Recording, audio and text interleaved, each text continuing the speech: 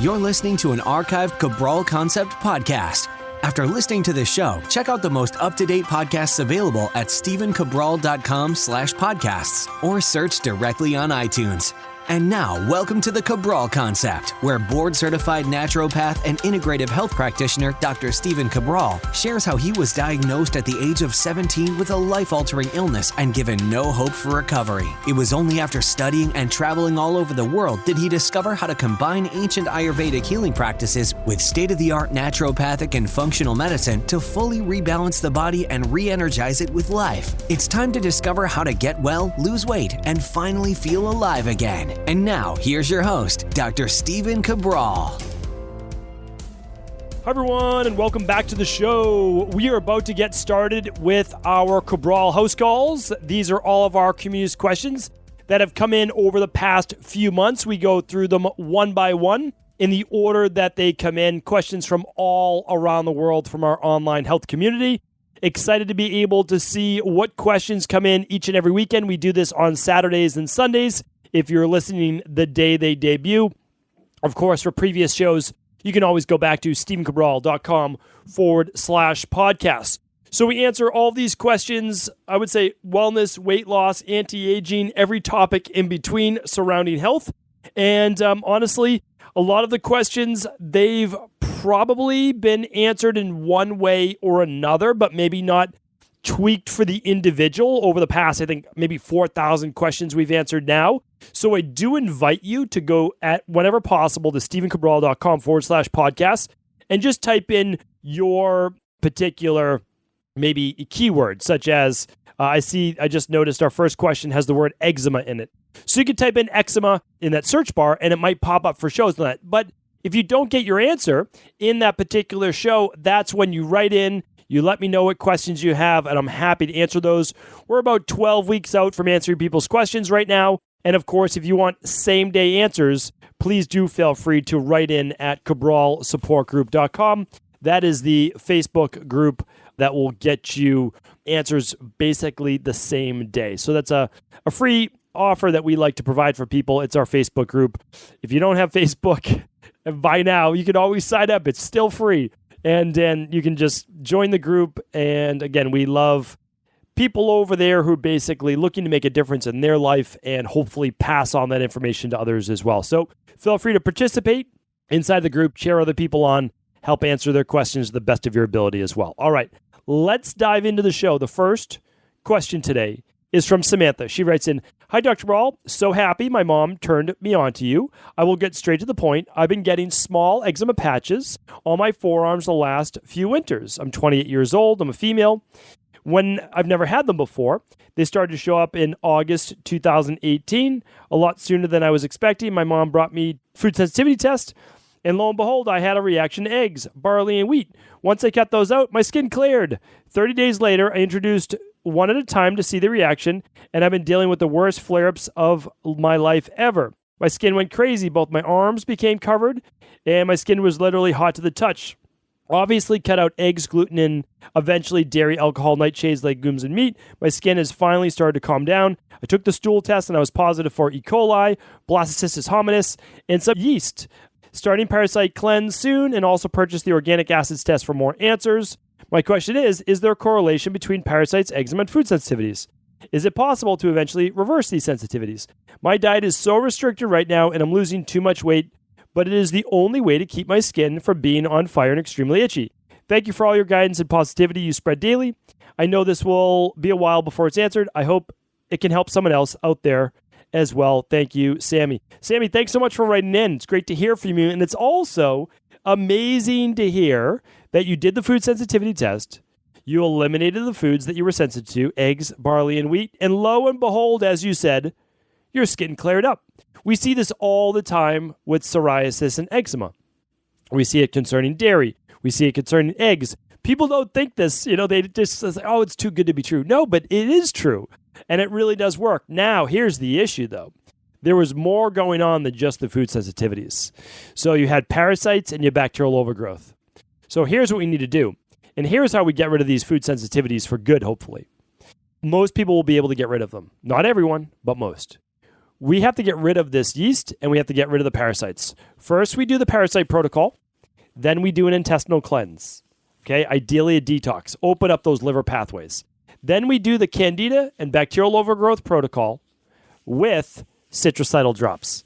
And I know that you ran the labs through us, so your health coach that you speak to will actually give you these instructions. They'll give you your supplement label to put in your little supplement box, make things super easy for you. Remember, we do this with thousands of people all over the world. There is not a larger online virtual functional medicine practice in the world that I know of. And I don't say that because we think we're anything special or anything like that. That's not it. It's just to say that no matter where you are in the world, you can get the help that you need. I honestly believe that. If we don't ship it to one of the 19 countries that we now ship to, well, maybe your friend in the United States, if you have a friend in the US, can get it and ship it to you. And then you can ship it back. You know, that's one way to do it. But we can ship to 19 countries right now. We're always trying to expand. So here's the thing. Parasite, intestinal cleanse, candida bacterial overgrowth protocol with the citricidal drops, then the CBO finisher, which is the heal and seal that's going to seal up your gut wall. Then after you finish that, you'll retake the food sensitivity test. You'll slowly reintroduce foods. And I'm willing to bet you're going to see great results. Thank you, Samantha, for writing in. I wish you the best. You wrote in on March 13th. I would love to be able to hear from you, hopefully in our Facebook group at cabralsupportgroup.com. Share your success story. I would love to read it. Every success story gets brought to my attention. I read every single one. I try to comment on every one before and after photos, everything. So thank you again. Thank you again for being a part of this community. Samantha's up next. I don't know if it's the same Samantha. Let's see. I don't think it's the same Samantha, but it says, "Hi, my name is Samantha, and I love your approach on treating disease and other health issues. For about a month now, I've been experiencing immense pain in my back, arms, and legs. I'm 19, been lifting weights for 3 years. Lately, whenever I lift, I get lightheaded, shaky, my feet get cold, and I have chest pain. It is like my entire body has been drained of energy. I know exactly what's going on right now." Okay, let's finish the question though. "I have went to many conventional doctors and they gave me a diagnosis such as GERD, but I've had no improvement. I would love to hear your opinion and hopefully get some insight on what is wrong with me and how I can treat it holistically. I eat a very balanced diet. I'm always active, so I would really appreciate your help. Thank you." Okay, the reason why I feel like I know exactly what this is because I've worked with a few elite athletes with the same exact issue. What happens is over time, it just creeps up on you.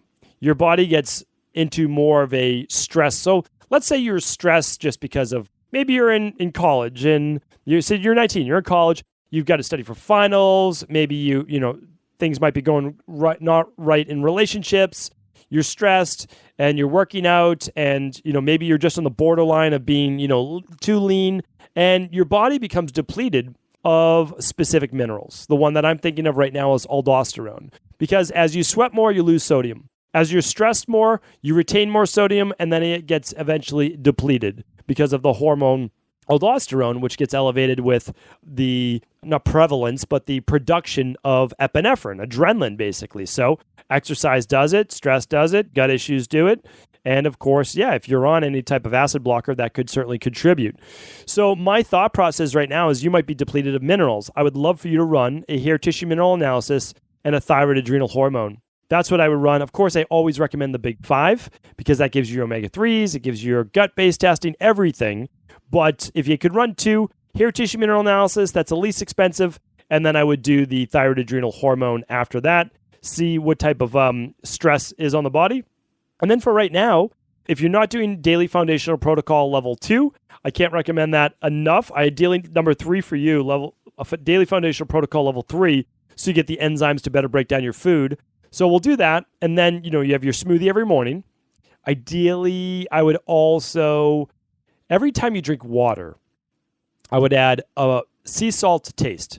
As much sea salt as you can without it tasting too salty, right? Because people always ask, how much sea salt should I add to my water? Well, it's to taste as much as you need. Your body will tell you how much you need. I don't know how much your body needs, but your body definitely knows how much it needs. So you'll add a pinch. If you don't taste any sea salt after stirring it up, then you'll just add a little bit more and you'll know what's right. And then eventually you'll build up your stores and your body at the same exact amount of sea salt will say this is too much because you built up your stores. So you'll add a little sea salt to your water and then that will be great. That's what I would like you to do. If you want a little squeeze of lime as well, but don't go overboard with the lime because it's most likely sodium that your body may need. But again, I don't treat disease. I don't cure disease. I don't diagnose disease. I'm helping people look at underlying root causes, holding them back from living their best life. That's what it's all about. All right, Ella is up next. Hi, Dr. Cabral. I've recently come across your podcast through Melissa Ambrosini, and I'm obsessed. Just wanted to say thank you for all the free information.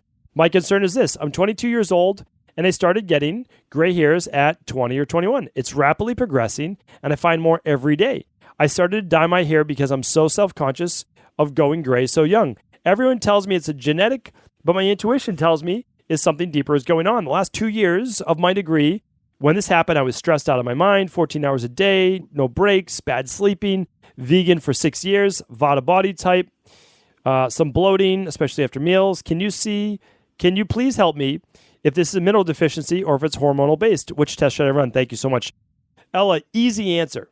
Easy, straightforward answer. Run the hair tissue mineral analysis. It's the least expensive lab, very straightforward. I would love you to run the whole starter kit, which is the organic acids test along with it, because there's definitely, well, not definitely, but most likely something going on with your gut. And the organic acids place is a great place to start. Okay, plus that'll give you all your vitamins. Here's a big thing. Copper. When people are too low on copper, their hair begins to turn gray. Every single time. Every time.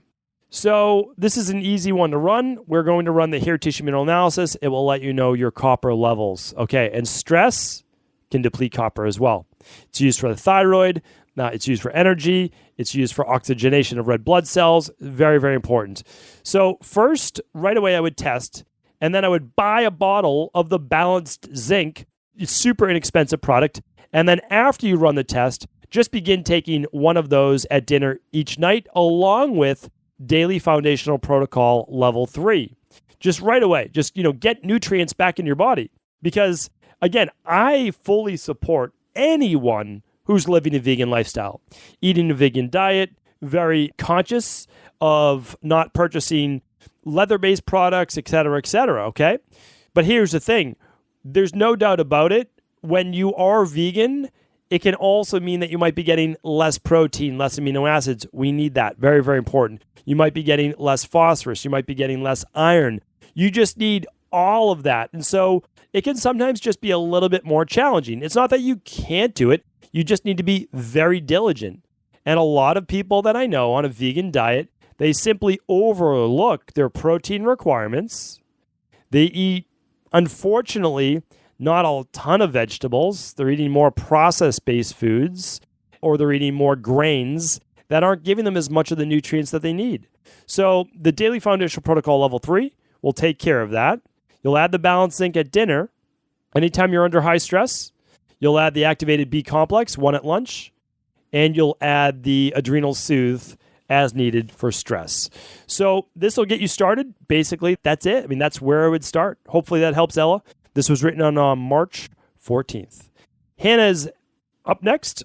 Hello. I was curious to know your opinion on spore-based versus non-spore-based probiotics. You know what? Thank you, Hannah, for writing in. I just did a podcast on this, and a big podcast on this too. So let's see if I can find that for you. We're going to go to the hub of where it all is at StephenCabral.com/podcasts. Today's episode, that's a great question. I need to find out what today's episode is because I don't actually know. All right. So let's just type in, again, right at the search bar, using it just as you would at StephenCabral.com/podcast. Push up that little pop down, scroll up, and then let's see what we want to write in. We want to just write spore, S-P-O-R-E. And let's see what podcasts pop up. Oh, you know what it's going to be? Soil-based. That's where you may not find it. Soil-based. There it is. Episode. No, I did it before this, 428. I'm going to find this for you. Okay, so I cannot find that podcast on that. So it may have been about a particular strain in spore-based probiotics. But I'll let you know this. Around 2010, 2011, I did use some spore-based probiotics. Looked at the research. Looked pretty good. Used them myself, used them with a few people, and to be honest, not as good results. One, they often caused more bloating in some people, and I had to look into why, and it's finally come around that a lot of the spore-based probiotics, they're populating the small intestine with large intestinal bacterial strains, which we don't want. And since they are so strong and they're not always transient, which means they don't always move on as well, it can actually lead to bacterial overgrowth. So much so that some of these spore-based probiotics have actually been shown to be antibiotic resistant, which means it's difficult to even kill them with antibacterials or antibiotics. So for me, I'm not an advocate of spore-based or soil-based probiotics. I'm talking more about the specific spore and soil ones. I don't know if we're talking about the same exact thing, but I'm talking more about the spore soil-based ones that can continue to grow in the intestines as well. So those, again, we're not talking about specific products because you didn't ask me about a specific one, but I do not recommend those in my practice right now. Okay. Stephanie's up next. Hi, Dr. Cabral. Cannot thank you enough for all you do. Your energy and enthusiasm is infectious. I tell just about everyone I know about you and your podcast. I'm writing a question on behalf of a friend who was diagnosed with Charcot Marie tooth disorder. Her feet go numb and sometimes legs. The doctors say it's hereditary and there's no other insight provided. How, why, and exactly what is going on? Have you ever encountered this disorder? Are there tests that you would recommend to find out if there's something internal going on or that could be fixed that would help with this? Thank you for your insight. So, I've never heard of this before in my life, but it is another one where it looks like a researcher or doctor gave the name of themselves to the disease. So remember, disease, as we know it, is simply a collection of symptoms named after something or the person who discovered it. So I don't know the pronunciation of it, but let's go with Charcot Marie tooth disease. CMT is one of the most common inherited neurological diseases affecting 1 in 2,500 people in the U.S. So I've never come across it, but again, obviously this is a more prominent one. And there's always something that affects it, right? So if it's affected by the peripheral nerves, and I can't do a bunch of research on it right now, what I would do is I would look at what's causing the inflammation that's causing the issues with the nerves themselves. So this is affecting motor and sensory nerves. We know motor and sensory nerves are affected by the peripheral nervous system, which is also affected by the overall central nervous system. That eventually trickles down to the autonomic nervous system, which affects stress or relaxation. So for me, again, this is always triggered at a certain age and by something in the environment. So it's always genetics, yes, but those genetics meet environment, which meets eventually one day a trigger-based event where the rain barrel fills up so high that eventually it overflows. And now we have the diagnosis of this disease. So for me, what I always do in these particular cases is the name of the disease does not matter to me because it says nothing about how you got it. So I go about running the big 5 labs, and ideally I add the stool to that just to cover all of the bases. So then I look at what is wrong with the body. Maybe there's parasites. Maybe there's bacterial overgrowth. Maybe there's yeast overgrowth.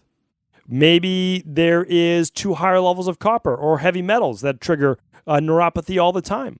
So I apologize that I can't give you an answer for this, nor have I seen it in my practice, although it does seem to be much more common. But I can tell you this, even if it doesn't matter, like people ask us all the time, have you ever worked with someone with this?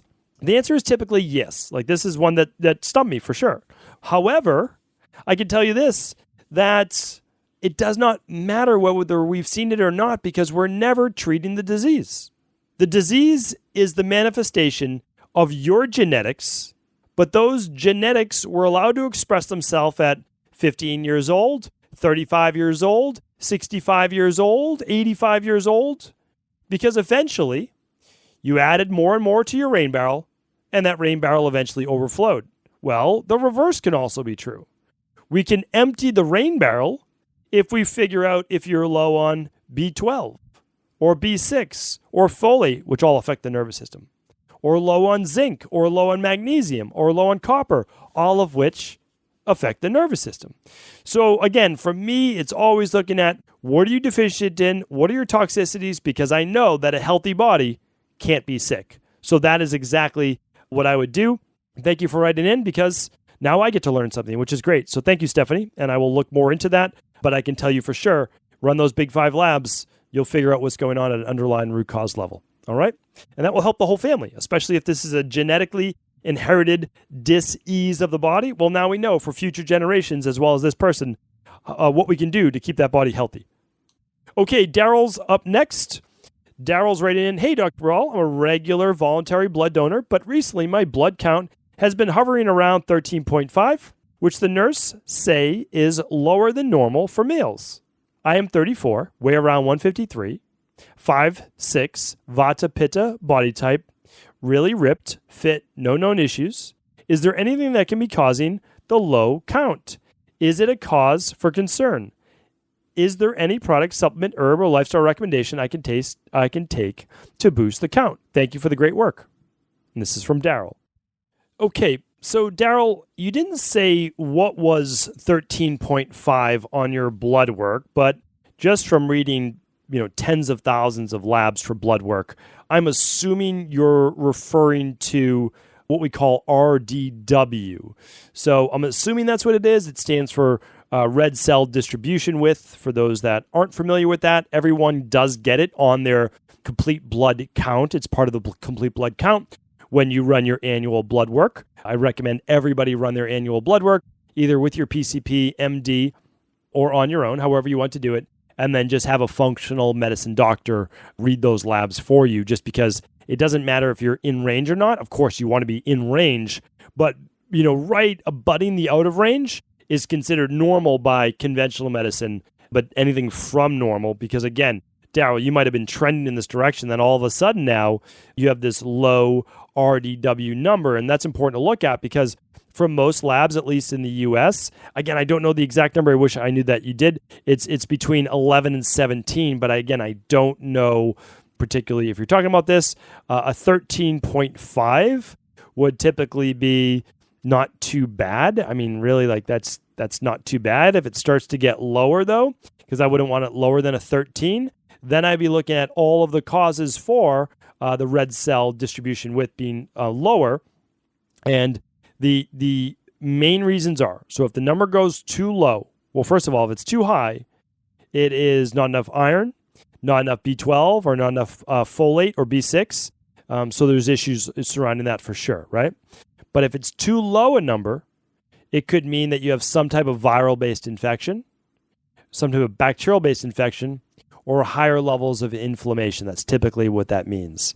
So I'd like you to look into that because I don't know the viral or bacterial infection that you may have. It could have just been that week. Like, for example, you caught a cold and your body was fighting it off, right? Virus-based. Or, you got bit by a mosquito and your body's fighting off whatever the virus is. Any one of those could be. So I would just make sure that the next time you run your labs, you get that number checked again, and hopefully it's just totally normal. So again, you wrote blood count, so I don't exactly know what it means by blood count. I'm assuming it's part of the complete blood count, and it's the RDW that you're talking about. And if that's the case, I wouldn't want it below 13, but 13.5 on the range of 11 to 17, in my opinion, is totally fine. If I'm off on this, if I misread your question, if I'm not understanding your question, please do feel free to write back in, and I'd be happy to answer that. That is it for today's show, but as always, we will be back with a part 2 for our Cabral House Calls each and every Sunday tomorrow. And for all of today's questions, all of the links as always, you can go to stephencabral.com/1212. Today is episode 1212, everyone. Have an amazing weekend, and I will talk with you soon. I want to sincerely thank you for your support of this podcast. I couldn't do it without you, and I mean that. I truly do. I also want to make sure you knew that we now have multiple ways for you to find your answers to the most difficult health, wellness, weight loss, and anti-aging questions. You can find podcast-specific topics like thyroid, adrenal, hormones, sleep, digestion, Ayurveda, and many more at stephencabral.com/podcasts that will then link you to your favorite Apple, Spotify, and other podcast players. Plus, all new podcasts and weekly exclusive video content is being added to our YouTube channel at youtube.com/Stephen Cabral. And that's Stephen with a PH. Head on over and subscribe so that you don't miss any of the exclusive content. Lastly, if you've ever found any of my podcasts or books to be helpful, I would really appreciate it if you could leave a review on iTunes or your favorite media player for the podcast. Rating and subscribing to the YouTube and podcast allow me to reach more and more people and help spread my mission of healing throughout the world. Thank you again for being a part of this movement.